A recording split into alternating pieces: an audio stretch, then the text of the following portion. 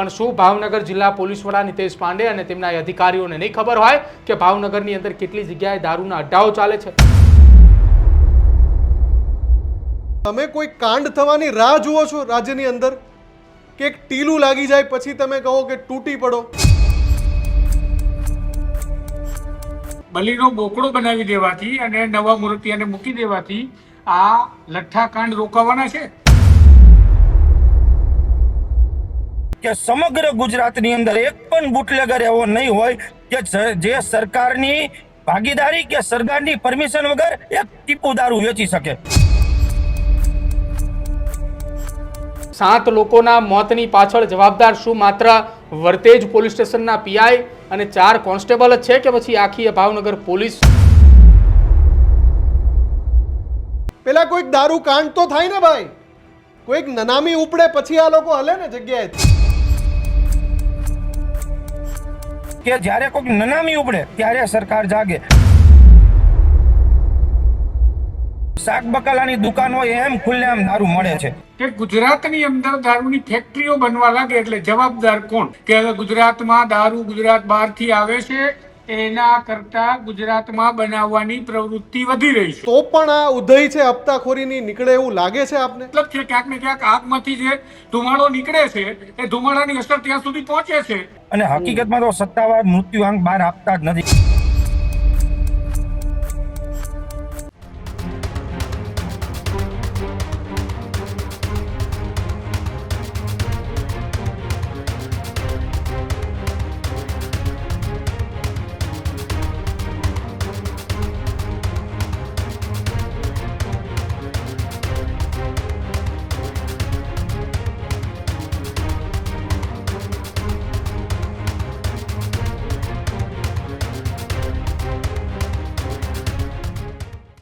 નમસ્કાર, ન્યૂઝરૂમ ગુજરાત સાથે હું છું મુફદ્દલ કપાસી. આપ જોઈ રહ્યા છો ગર્જનાદ અને હું છું પ્રદીપ.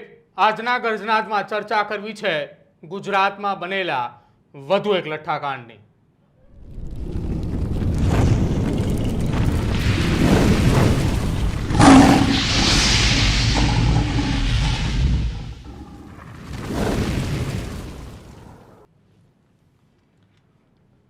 ઓગણીસો 77, 1989, 2000ની સાલ, 2006, 2022, 2026 અનેક વર્ષો વીત્યા, પરંતુ ઘટનાઓ એની એ જ બનતી ગુજરાતની અંદર જોવા મળે છે. અત્યાર સુધી 350 કરતાં પણ વધારે લોકો એ લઠ્ઠાકાંડનો ભોગ બની ચૂક્યા છે.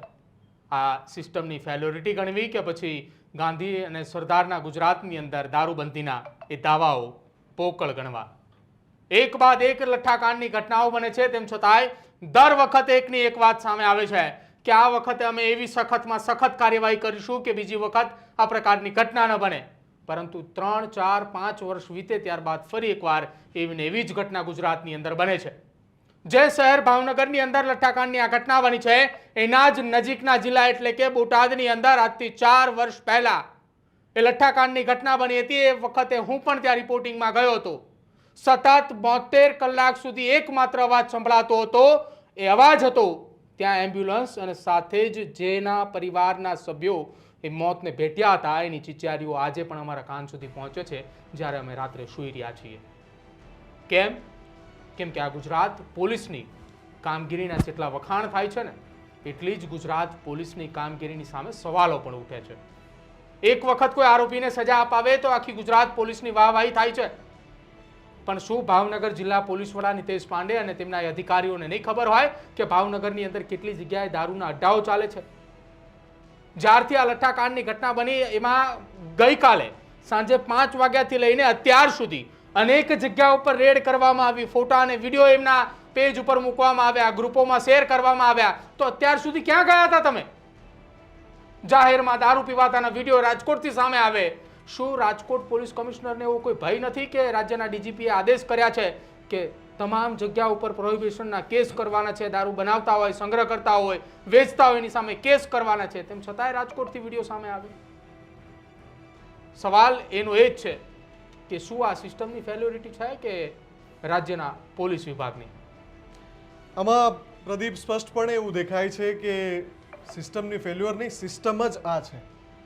સડી ચૂકેલી સિસ્ટમ જ આ છે કે જેમાં તમને યાદ હશે કે આની પહેલા જે આપણા રાજ્ય પોલીસ વડા હતા એમણે લિસ્ટેડ બુટલેગરોને લઈને 100 દિવસનો સમય આપીને કાર્યવાહી કરવાનું કહ્યું હતું. એ રાજ્ય પોલીસ વડા પણ બદલાઈ ગયા. હવે નવા રાજ્ય પોલીસ વડા અત્યારે બેઠા છે અને જ્યારે વર્તેજનો આ કાંડ થાય છે પછી એ આદેશ આપે છે કે તૂટી પડો. તો સાહેબ તમે કોઈ કાંડ થવાની રાહ જુઓ છો રાજ્યની અંદર કે એક ટીલું લાગી જાય પછી તમે કહો કે તૂટી પડો અને પછી તમે પ્રેસ કોન્ફરન્સ કરીને એવું કહો છો કે આટલા વિરુદ્ધ પાસામાં અને અરેસ્ટ કર્યા છે, આટલા વિરુદ્ધ એફઆઈઆર નવી થઈ છે, આટલાની ધરપકડ થઈ ગઈ છે, આટલાને રાઉન્ડ અપ કર્યા છે, આટલાની શોધખોળ છે. પણ આ બધું પહેલાં કેમ નથી થતું કે ભાઈ ગાંધીના ગુજરાતમાં દારૂની આ બધી છે, દારૂની બધી તો છે જ અને એ તો તમારે પોતાને સ્વીકારવું પડે ને. સ્વીકારવાની ક્યાં વાત છે, એ લોકોને ખબર જ છે કે ક્યાંથી કઈ રીતે આખું નેક્સસ ચાલે છે. એ રાજ્ય પોલીસ વડાથી લઈને જિલ્લા પોલીસ વડા સુધી એ આખા જે પોલીસના અધિકારીઓની જે હાયરાર્કી છે એમને ખબર જ છે કે કયો બુટલેગર કયા વિસ્તારમાં દારૂ વેચી રહ્યો છે.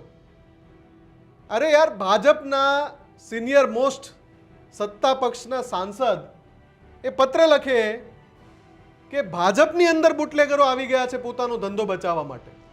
ઓન કેમેરા બોલ્યા છે. બિલકુલ. અને સાંસદ મનસુખ વસાવા છે, મનસુખ વસાવા જે 7 ટર્મથી સાંસદ તરીકે ચૂંટાતા આવે છે, અને એમણે કહ્યું કે હું આ નામ આપી ચૂક્યો છું.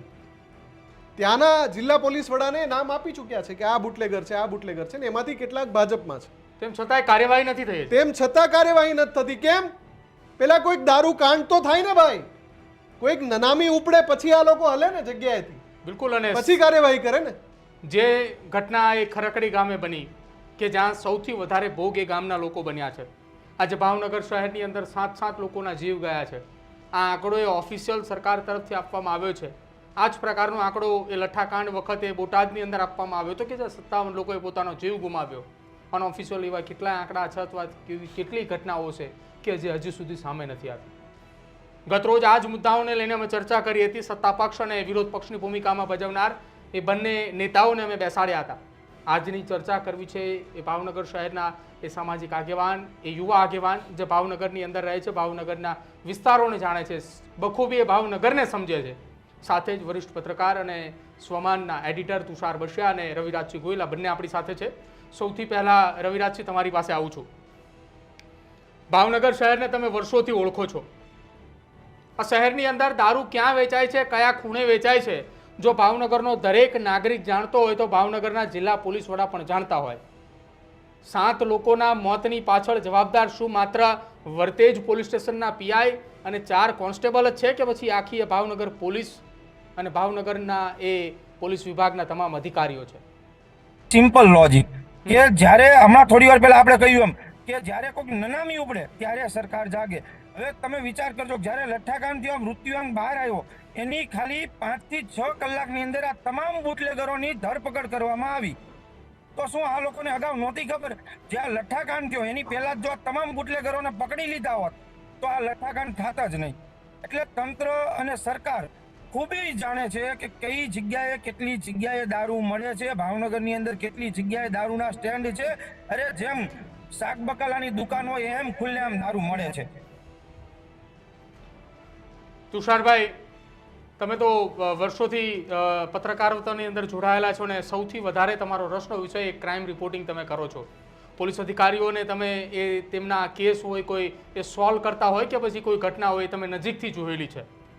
બોટાદ અને ભાવનગરની ઘટના, બોટાદની ઘટના પણ તમે નજીકથી જોઈ કે જ્યાં 57 લોકોએ પોતાના જીવ ગુમાવ્યા. એ જ પ્રકારે ભાવનગરની ઘટના, આ તમામની વચ્ચે એક નામ એ સેન્ટરની અંદર આવે છે, એ અમદાવાદનો જીઆઈડીસી અથવા તો અમદાવાદનો ઇન્ડસ્ટ્રીયલ એરિયો કે જ્યાંથી લઠ્ઠો બનાવવા માટે અથવા તો બનાવટી ઇંગ્લિશ દારૂ બનાવવા માટેના મટીરિયલો સપ્લાય થાય છે. શું આ ગુજરાત પોલીસને નહીં ખબર હોય કે કઈ જગ્યાએ કઈ વસ્તુ બને છે? એકચ્યુઅલીમાં જોવા જઈએ તો આલ્કોહોલના જે પ્રકારો છે ને જે આલ્કોહોલ બનાવવા માટે જરૂરી સાધન સામગ્રી છે એની જવાબદારી નશાબંધી અને આબકારી વિભાગની હોય છે. પોલીસની ચોક્કસપણે જવાબદારી છે, પરંતુ જે ઇન્ડસ્ટ્રીઝની તમે વાત કરી રહ્યા છો, જે સ્ટોકયાર્ડની તમે વાત કરી રહ્યા છો, એ નશાબંધી અને આબકારી વિભાગની જવાબદારી હેઠળ આવે છે અને એ વેચાણ ક્યાં થાય છે, કોને થાય છે, કેવી રીતે થાય છે એનું ઓડિટ પણ કરવાનું હોય છે. વાત આવે પોલીસ વિભાગની તો જ્યાં દારૂ ઉતરે છે, દારૂ કટિંગ થાય છે, વેચાય છે, બનાવાય છે અને પીવાય છે, આ બધી જવાબદારી જે છે એ પોલીસ વિભાગની પણ છે. એટલે આમાં કોઈને બક્ષી ન શકાય. વાત કરીએ તો આપણે જે અત્યારે મૂળ મુદ્દાને વળગીને વાત કરીએ કે લઠ્ઠાકાંડ જે ભાવનગરમાં થયો, 7 લોકો જીવ ગુમાવી ચૂક્યા છે, હજુ પણ 39 જેટલા લોકો હોસ્પિટલાઇઝ છે એવું કહેવાય છે અને હજુ પણ વધુ સંખ્યા હોઈ શકે એવું માનવામાં આવે છે. પોલીસે પણ અપીલ કરી છે કે આવો આ પ્રકારનો દારૂ, એમને ફોટોગ્રાફ પણ જાહેર કર્યા છે બારકોડ સાથેના, કે આ દારૂ હોય તો તમે પીતા નહીં, એનો નાશ કરી નાખજો અને જો તમે પીધો છે તો તમે હોસ્પિટલમાં પહોંચી જજો. એટલે એ દારૂ ના પીતા બીજો મળે તો પીજો, એના જેવી વાત છે. પણ મારું ખાલી કહેવાનું એટલું છે કે ગુજરાતની અંદર દારૂની ફેક્ટરીઓ બનવા લાગે એટલે જવાબદાર કોણ? બરવાડાની તમે વાત કરી, બરવાડાના કિસ્સામાં ત્યારે તત્કાલીન એસપી તરીકે હું ભૂલતો ના આવતો ડોક્ટર કરણરાજ વાઘેલા હતા. સીધી એમની ટ્રાન્સફર થઈ અમદાવાદ અને સીધા જ એમને મેટ્રોમાં આપણે મોકલી દીધા, સાઇડ પોસ્ટિંગ. બાદમાં એમને ફરીથી પોસ્ટિંગ મળી, એ વાત અલગ છે.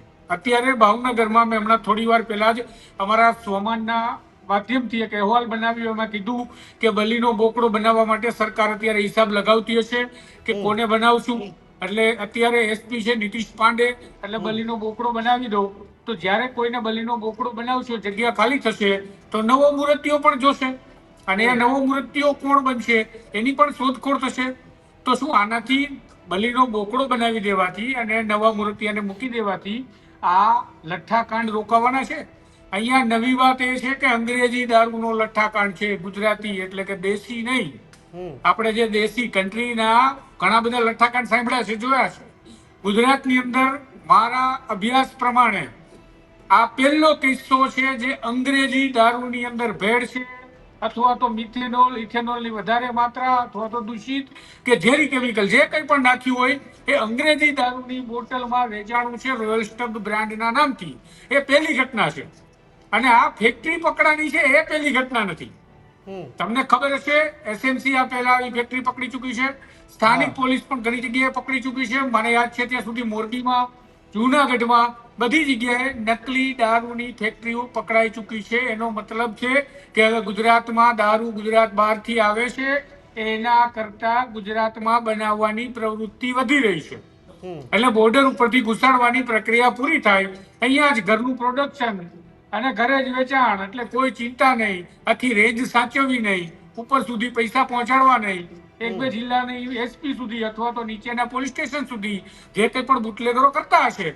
મને તો આવો હિસાબ લાગે છે કે આ માટે જવાબદાર માત્ર પોલીસ તંત્ર નથી, સરકાર પણ જવાબદાર છે. અધિકારીઓની બદલી કરવી છે તો સાથે સાથે સરકારના મંત્રી, મુખ્યમંત્રીએ પોતાની બદલી માટે પણ વિચારવું જોઈએ, કારણ કે એમને પણ આ દારૂ આવે છે, બને છે, મિથેનોલ, ઇથેનોલ જે કોઈ કેમિકલના અહીંયા પ્રોડક્શન હાઉસ છે, ફેક્ટરીઓ છે અને જે સ્ટોરેજ છે ત્યાંની જવાબદારી એમની પણ બને છે. એટલે એમને પણ પોતાની પણ જવાબદારી લેવી જોઈએ. માત્ર એસપીને બદલી કરી દઈ, થોડા સમય માટે સાઇડ પોસ્ટિંગ કરી દઈ, પીઆઈ પીએસઆઈ કર્મચારીઓને સસ્પેન્ડ કરી દઈ, આ કાર્યવાહી કરવાથી આવા કામ અટકશે નહીં. આ એ રાજ્ય છે જ્યાં નકલી દૂધ પણ મળે છે. હવે દારૂ મળે એ નવી વસ્તુ નથી. નકલી દૂધ, નકલી પનીર, નકલી ચીઝ, આપણે નકલી તેલ બધું જોઈ રહ્યા છીએ. તો આના માટે તો કોણ જવાબદાર? ચાલો મને સમજાવો. સરકાર નથી તો કોણ જવાબદાર? અત્યાર સુધી બોર્ડરથી દારૂ ઘૂસતો હતો, એક તો એ નેક્સસ ચાલતું હતું. હવે આ સ્ટેટની અંદર જ આલ્કોહોલનો જથ્થો મેળવી એમાં ભેળસેળ કરી અને નકલી બ્રાન્ડેડ દારૂ, આ એક આખું નવું નેક્સસ ઊભું થઈ ગયું છે એવું લાગે છે આપને? જી ચોક્કસથી. તમે બુટલેગરોના હિસાબને સમજો તો બુટલેગરને શું હોય છે કે જ્યાંથી દારૂ ઉપાડે છે એ હોલસેલનો દારૂ ઉઠાવી લીધા પછી એ ઠેકામાંથી આવે છે કે બીજા કોઈ સોર્સથી આવે છે, એ એક રાજ્ય કૂદીને આવે છે કે 2 રાજ્ય કૂદીને આવે છે, એના આધારે એના હિસાબ સેટ થાય. પછી ગુજરાતમાં ઘૂસે છે તો કઈ બોર્ડરથી ઘૂસે છે, એ બોર્ડરથી ઘૂસ્યા બાદ કેટલા જિલ્લાઓમાં ચાલીને માલને કટિંગ કરવા દૂર જવાનું છે, એ જેટલા જિલ્લાઓ કૂદીને જશે ત્યાં હપ્તા જશે, ત્યાં કેટલી રેન્જ લાગે છે, કેટલા એસપી લાગે છે, કેટલા પોલીસ થાના લાગે છે, પછી ક્યાં ઉતારવાનો છે અને ઉતાર્યા બાદ કટિંગ થઈને ક્યાં વેચવાનો છે. ખૂબ મોટી જટિલ ઇકોસિસ્ટમ છે. 300 રૂપિયાનું નંગ હોય છે, એ નંગ અહીંયા પૂછતા 750, 800, 1000 જેવો દારૂ એવો ભાવ, જેવો ભાવ હપ્તો, એ રીતે માલ પહોંચે છે પછી કટિંગ થાય છે, છતાંય બુટલેગર કમાય છે. તો અહીંયા તમે વિચારો કે ભાવનગરના વર્તેજમાં જ બનાવી અને ભાવનગર જિલ્લામાં જ વેચે તો કોઈ જાજી ઉપરની લેવલની સેટિંગ કરવી પડે, એ નહીં કરવી પડે. અને એના કારણે ચોખ્ખો નફો બુટલેગરોને દેખાય. એટલા માટે આ હોઈ શકે. બીજું રિસ્ક પણ ઘટે છે. એકદમ નિર્લજ અને નાગો સવાલ પૂછીએ આપણે. બાકી બધી ચર્ચાઓ ખૂબ થઈ ગઈ. આ હપ્તાખોરીની ઉધઈ કેટલી સિસ્ટમની અંદર ઉતરી ચૂકી છે? કોઈ પણ પ્રકારના એક્શન લેવાય. તમે જે કહો છો ને કે માત્ર પોલીસ નહીં, ગૃહ વિભાગમાં પણ એક્શન લેવાય, તો પણ આ ઉધઈ છે હપ્તાખોરીની નીકળે એવું લાગે છે આપને? સચિવાલયથી લઈ સડક સુધીની સફાઈ કરવી પડે. સિસ્ટમમાંથી કઈ ન નીકળે એવું તો બને નહીં. તમે સમજો, આપણે દાખલો ક્યાંનો બેસાડી શકીએ? ક્યાં એવું છે કે જ્યાં આ સ્તરે કાર્યવાહી થઈ હોય? એ પણ સરેન્ડર કરવા લાગ્યા છે ને. ઈચ્છા હતી તો થઈ ગયું. તો આપણે નક્સલવાદીઓ સામે લડી લીધું છે, તો આપણે અહીંયા દારૂ, હપ્તાખોરી, બુટલેગિંગનો ધંધો, નકલી ખાદ્ય ખોરાકનો ધંધો, એની સામે લડવાનું નહીં વિચારી શકીએ અને ના આપણે કરી શકીએ. આ શુદ્ધતા લાવવા માટે માત્ર ને માત્ર કોઈ વિભાગ, કોઈ ચોક્કસ અધિકારીઓ જવાબદાર નથી. મેં તમને પહેલા કીધું એમ, સચિવાલયથી શરૂઆત કરો. તમે સાંભળ્યું કે સચિવાલયમાં રેડ પડીને કોઈને પકડી, સચિવાલયમાં કૌભાંડ પકડવાનું, સચિવાલયમાંથી એસીબી કોઈને પકડીને સચિવને લાવી નહીં લાવે. તમે આ નેક્સસના પૈસા ઉપર સુધી નથી જતા. કોઈ સચિવાલયમાં બેઠેલા વ્યક્તિઓ, વિધાનસભામાં બેઠેલા વ્યક્તિઓ સુધી રૂપિયા નથી જતા. તો એના માટે કાર્યવાહી કરવાની જવાબદારી એમની છે. એમને કડકાઈથી કાર્યવાહી કરી લેવી જોઈએ કે ભાઈ અમે કઈ લેતા નથી, અમારે શું કરવા બદનામી ઓરવી, ચાલો સફાઈ અભિયાન ઉઠાવીએ. પણ નથી ઉઠતું. એનો મતલબ છે ક્યાંક ને ક્યાંક આગમાંથી જે ધુમાડો નીકળે છે એ ધુમાડાની અસર ત્યાં સુધી પહોંચે છે. જેવી રીતે તમે કીધું એમ કે જવાબદારી એકબીજા ઉપર ઢોળી અને પછી ફરીથી હતા એવા 4-5 વર્ષે ફરી લઠ્ઠાકાંડ જોવાનું. અને હું તો કહું છું, આ લઠ્ઠાકાંડ માટેની ગંભીરતા ભૂલી જાઓ. અહીંયા નકલી તેલ, નકલી દૂધ, નકલી ઘી બધું મળે છે. તો અહીંયાની આ સરકાર, અહીંયાનું આ તંત્ર, કોણ એવા પ્રામાણિક માણસો છે કે જે આના માટે ડેડિકેટેડ ટીમ બનાવીને કામ કરશે? દારૂમાં તો એક વખત દારૂ પીનારો વ્યક્તિ મરી જશે કે ચલો એને ખોટું કામ કર્યું, દારૂ બંધ છે છતાંય પીધો, 2 નંબરમાં દારૂ પીધો એટલે મરી ગયો ઝેર પીને. પણ અહીંયા વાત એ છે કે નાનું બાળકથી લઈ, ધાત્રી માતાથી લઈ, અહીંયા દરેક બાળકો સુધી, દરેક મહિલાઓ સુધી, આપણા ઘર સુધી નકલી દૂધ પીવાય છે. તો નિર્દોષ નાગરિકો છે. હોટલમાં જમો છો, નિર્દોષ નાગરિકો છે. સુરતની ઘટના હમણાં આપણે જોઈ પડી. તો આવા દૂષિત ખોરાક મામલે પણ કરવું પડે ને. ચાલો દારૂમાં તમારે નથી થતું, દારૂના હપ્તા તમારાથી બંધ નથી થતા, તો એનો મતલબ અમારે એમ સમજવાનું કે દૂધના હપ્તા પણ પહોંચે છે, તેલના હપ્તા પણ પહોંચે છે, નકલી મસાલાના હપ્તા પણ પહોંચે છે, નકલી તમામ પ્રકારની ખાદ્ય સામગ્રી જે નિર્દોષ નાગરિકો ગુજરાતના ખાય છે એના તમામના હપ્તા શું સચિવાલય સુધી પહોંચે છે? આ સવાલ કેમ ન થવો જોઈએ? માત્ર દારૂની બાબત આવે એટલે ઉહાપોહ પડવાનું. કારણ કે આ સમાજની બધી છે. સમાજને આ નથી ગમતું. મોટા ભાગના લોકો દારૂના વિરોધી છે એટલે ત્યાં સિનસોટ કરવાના કે અમે કાર્યવાહી કરીએ છીએ. બળેલા તેલની કાર્યવાહી, નકલી તેલની, નકલી ફૂડની કાર્યવાહી કેમ નથી કરતા? અને કરવામાં આવે છે તો નાટક કેમ કરવામાં આવે છે? અમે ક્યાંય સાંભળ્યું નથી કે તમે એકદમ મોટી ડ્રાઈવ ચલાવીને કઈ મોટા જાણે કોઈ તીસ્માર ખાને મારીને આવ્યો એવું આ સરકારમાં અમે નથી જોયું. એટલે જવાબદારી હું માનું છું સચિવાલયથી શરૂ કરો તો આમાં સુધારો આવશે. નીચેથી માત્ર કોઈને જવાબદાર ઠેરવી દેવા એ જરાય યોગ્ય હવે નથી લાગતું આ રાજ્યમાં. રવિરાજજી, તમે જે વિસ્તારની અંદર રહો છો એ વિસ્તારમાં સૌથી વધુ અસર ખરકડી ગામની અંદર થઈ છે. 16 તારીખની ઘટના, 16 તારીખે રાત્રે પાર્ટી થઈ હોવાની વાત સામે આવીને ત્યારબાદ એક બાદ એક વ્યક્તિઓના મોતના સમાચાર, 7 લોકોના મૃત્યુ થઈ ચૂક્યા છે. 39 થી 40 જેટલા લોકો સારવાર હેઠળ છે. અમદાવાદના સાણંદથી પણ એક યુવક અત્યારે ત્યાં ભાવનગરની સરકારી હોસ્પિટલમાં સારવાર માટે પહોંચ્યો છે. એટલે એવું કીધું કે મેં 300 રૂપિયાનો રોયલ સ્ટેક દારૂ અમદાવાદમાં પીધો અને એટલા માટે હું અત્યારે સારવાર માટે આવ્યો છું. કેટલા લોકોને અસર થઈ હોવાની ચર્ચાઓ અત્યારે ભાવનગરની અંદર ચાલે છે? કેમ કે આપ તો ત્યાં ગ્રાઉન્ડ પર ઉતરી ચૂક્યા છો, અત્યારે લોકોની વચ્ચે જઈ રહ્યા છો. ખાસ કરીને તો સત્તાવાર આંકડા ખૂબ ઓછા છે. અનેક એવા લોકો છે જેને આ ઝેરી દારૂની અસર થઈ છે ને મૃત્યુઆંક ખૂબ મોટો છે. ગઈકાલ રાત્રે જે એક શિક્ષકની ડેડ બોડી મળી, એ શિક્ષકની ડેડ બોડી એ એટલો ગંભીર રીતના દારૂ એટલો ગંભીર આ ઝેર કે એનો દરવાજો નહોતો ખોલી ગયા. હજી તો ગામડેથી ત્યાંથી બધેથી આ કેસ આવે છે. બીજું કે શનિવારે ને રવિવારે જે લોકોએ પાર્ટી કરી એમને અસર થઈ. હજી મંગળવારે ને સોમવારના પાર્ટી કરવા વાળા લોકો હજી ઘણા બધા ડરી અને બહાર નથી આવતા. અને હકીકતમાં તો સત્તાવાર મૃત્યુઆંક બહાર આપતા જ નથી. ગઈકાલે કનકસિંહ એમનું જે ગઈકાલે આપણે જોયું એમના સંબંધીના બધા વિડીયો ને અમે પોતે ત્યાં હાજર હતા. એમને આ લઠ્ઠાના લીધે જ એમનું મૃત્યુ થયું. પણ કારણ શું દેખાડવામાં પહેલા આવ્યું કે એમને ઝેરી જીવડું કર્યું છે. એ તો એનું પેનલ પીએમ થયું પછી બધું. બાકી ગઈકાલે તો ત્યાં લગી તબીબ એવું કહેતા હતા કે એમને ઝેરી જીવડું કર્યું છે. એટલે આનો આંકડો ખૂબ મોટો છે અને સત્તાવાર આંકડા હજી હકીકતમાં બહાર આવતા જ નથી. બાકી ભાવનગરની મોસ્ટ ઓફ ખાનગી હોસ્પિટલોમાં ઘણા બધા આ લઠ્ઠાકારના દર્દીઓ એડમિટ છે. અને ખાસ કરીને તો ગઈકાલની મેં આપની ડિબેટ જોઈ કે આ સરકાર લાજવાની જગ્યાએ ગાજે છે. આ સરકાર અત્યારે કીધું કે ગઈકાલે જે મેં આપણું જોયું ઓલા જે સરકારના નેતા જે ડિબેટ આપનામાં કહેતા હતા કે આની અંદર તંત્ર જવાબદાર, અધિકારી જવાબદાર, ઓલા જવાબદાર. અરે પણ મુખ્ય જવાબદાર સરકાર છે.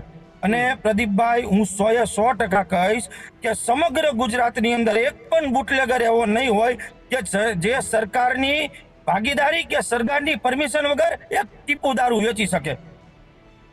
એટલે આ મોટો એક ગંભીર મુદ્દો છે.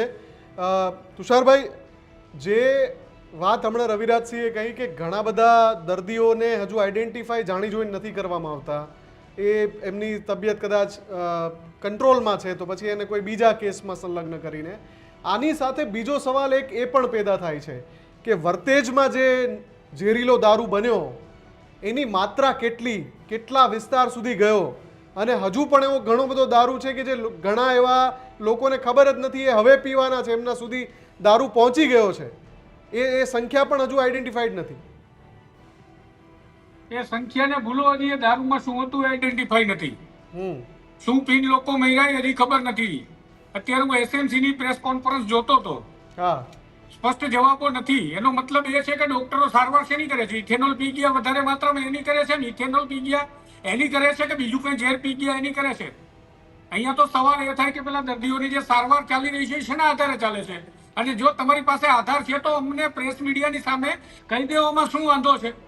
તપાસ ચાલુ છે, ગોતીએ છીએ, મળી જશે એટલે કહીશું. હજી ખબર નથી, રિપોર્ટ આવશે, FSL ને મોકલ્યું છે, આ બધું તમે મોકલી લો ત્યાં તો અહીંયા વેગળી વ્યાઈ જશે. અને પછી તમે કહેશો કે આ હતું ના નહોતું ના તે હતું. આ તો અર્જન્ટ પહેલા આવવું જોઈએ કે અંદર શું હતું, કેટલું હતું, કઈ માત્રા હતી, કયું કેમિકલ હતું, કેમિકલ હતું કે પછી ઝેર જ હતું? આ બધી વસ્તુઓના જવાબ મીડિયાની સામે આપવામાં તો ગલ્લા તલ્લા થાય છે. અહીંયા સવાલ એ જ છે કે આ આંકડો નથી મળતો, કેટલી પેટી ગઈ, આ આંકડો કેમ નથી મળતો, કયા કયા ગ્રાહકો સુધી ગયો. આ માની લઈએ કે એમાં સમય લાગી શકે. આપણે પોલીસને કે એસએમસી ને એ બાબતે વખોડતા નથી. એમાં સમય લાગી શકે કે ભાઈ તમે ક્યાંથી કેટલો માલ ડિસ્ટ્રીબ્યુટ થયો, ઉપરથી નીચે ગયો તો આખી પેટી ગઈ હોય, પછી રિટેલિંગ થયું હોય, રિટેલિંગમાં નાના બુટલેગર એના કરતા નીચેના બુટલેગરને આપ્યું તો સમય લાગે. કોઈના પોઝિશનમાં છે ત્યાં સુધી પહોંચવાનું છે. આપણે એ વાતને માની લઈએ. પહેલી પ્રાયોરિટી આપણી એ છે. પણ અરે સારવાર ચાલુ છે એ દરમિયાન કયું કેમિકલ છે એ જાહેર કરી દેવામાં શું વાંધો છે? FSL ના રિપોર્ટમાં આટલી વાર કેમ લાગે છે? પ્રાથમિક રિપોર્ટ તો લઈ લો. એમ નહીં, તમે શરૂઆતમાં જે વાત કરી તુષારભાઈ કે એવું કહેવું પડ્યું કે ભાઈ તમે જો આ દારૂ પીધો હોય તો પહોંચી જજો હોસ્પિટલ, જલ્દી સારવાર લઈ લેજો, અને જો આ દારૂ તમારી પાસે હોય તો પીતા નહીં. આને શું ગણવું? આને આપણી આખી જે સિસ્ટમ છે એની લાચારી સમજવી કે આ એક ખૂબ જ ગંભીર મજાક સમજવી કે આવું કહેવું પડે કે ભાઈ તમે પીતા નહીં, પી ગયા હોય તો હોસ્પિટલ પહોંચો?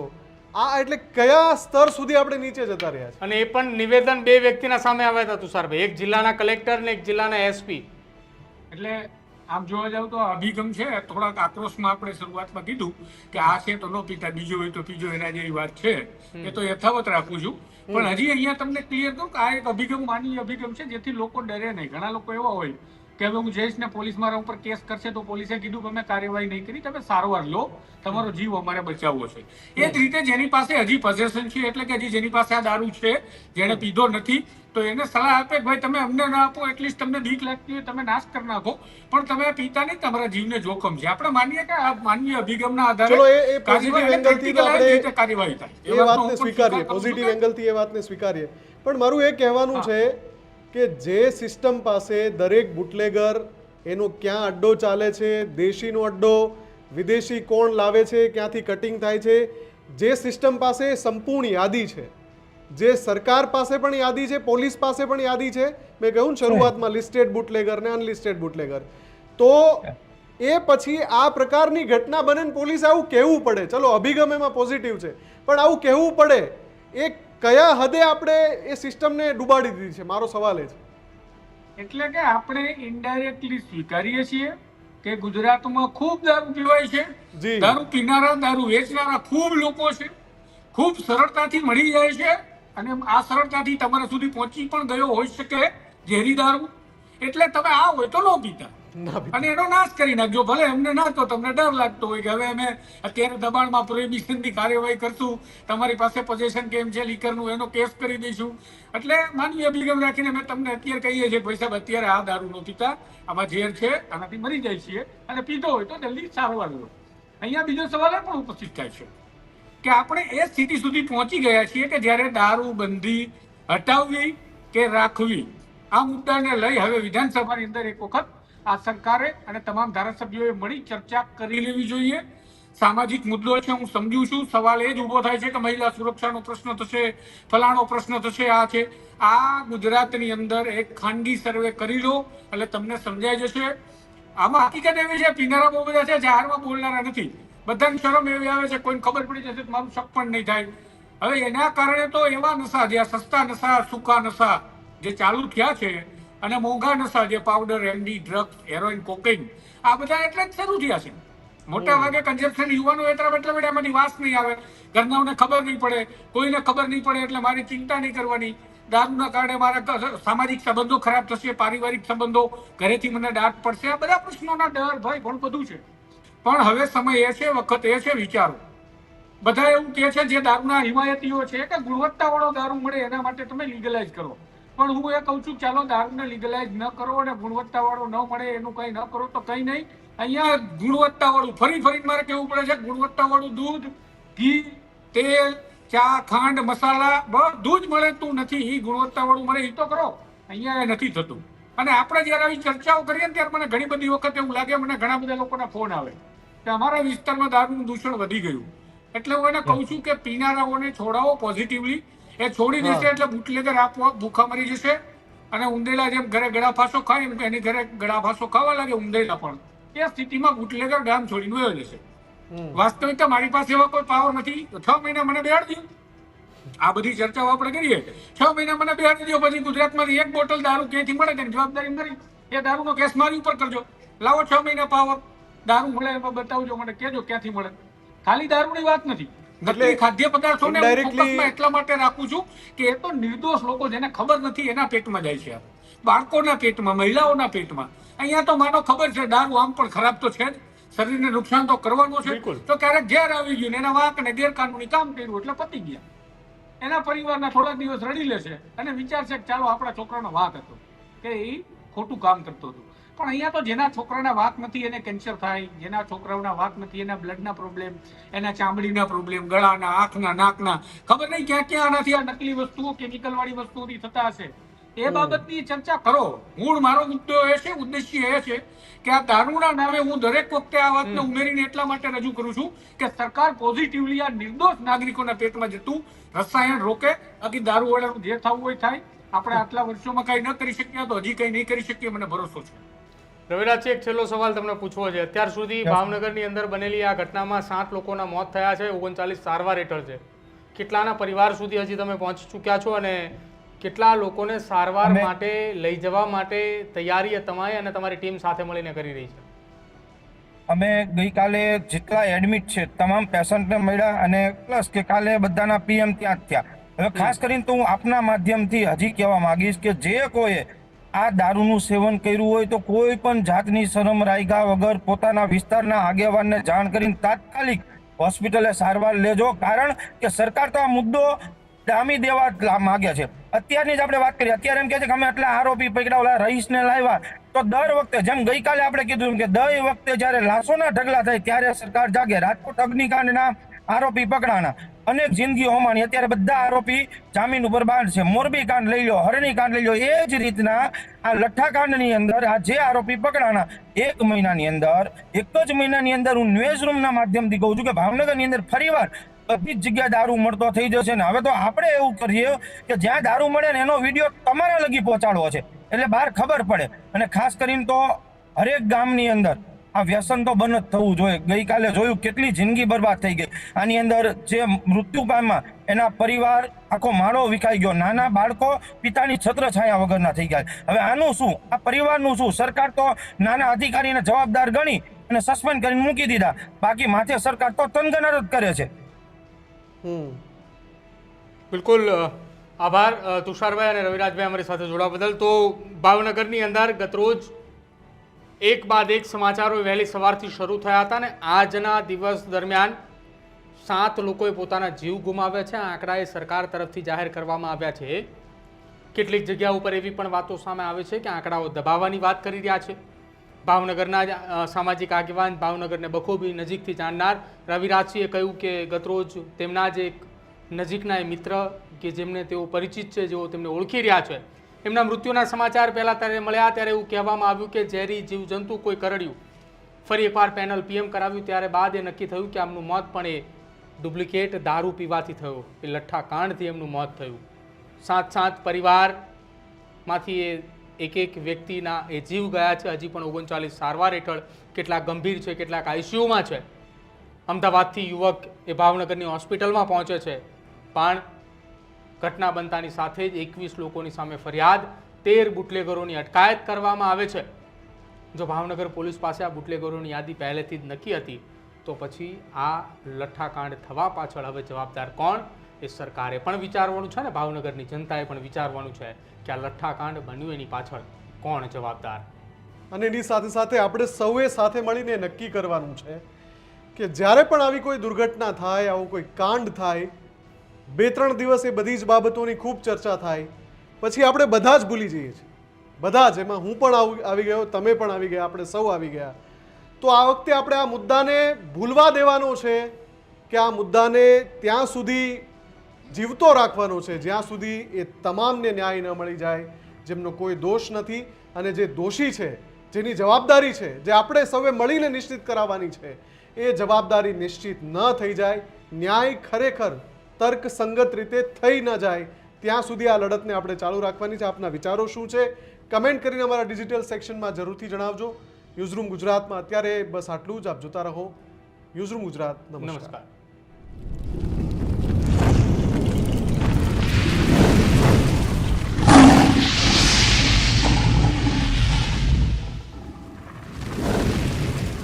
ખેડૂત ભાઈઓ છે ખેતરમાં ડ્રોન ઉડાવતા હોય છે ત્યારે આપણે એક પ્રશ્ન સતાવતો હોય છે કે જે આપણે અત્યાર સુધી જીપીએસ ટેકનોલોજીવાળા ડ્રોન વાપર્યા છે, જેથી કરીને મોબાઈલ ટાવર છે અથવા તો હાઈ ટેન્શન લાઇન પસાર થતી હોય, કોઈ વૃક્ષો હોય, ત્યારે જે જીપીએસ ટેકનોલોજીવાળા ડ્રોન છે એમાં ટકરાય અને ટ્રેસ થાય છે. પણ એગ્રીવન લાવ્યું છે GNSS ટેકનોલોજી ડ્રોન, જેથી કરીને એ ડ્રોન છે એ કોઈ જગ્યાએ ટકરાય નહીં, પોતાની રીતે જ ડિસિઝન લે છે અને મૂવ થઈ જાય છે, જેથી કરીને GNSS ટેકનોલોજી ડ્રોન છે એ વાપરવાનો આગ્રહ રાખો. હજુ સુધી તમે અમારી ચેનલને સબસ્ક્રાઇબ નથી કરી તો અત્યારે જ ન્યૂઝરૂમ ગુજરાતને સબસ્ક્રાઇબ કરો, ફેસબુક અને ઇન્સ્ટાગ્રામ પર ફોલો કરો.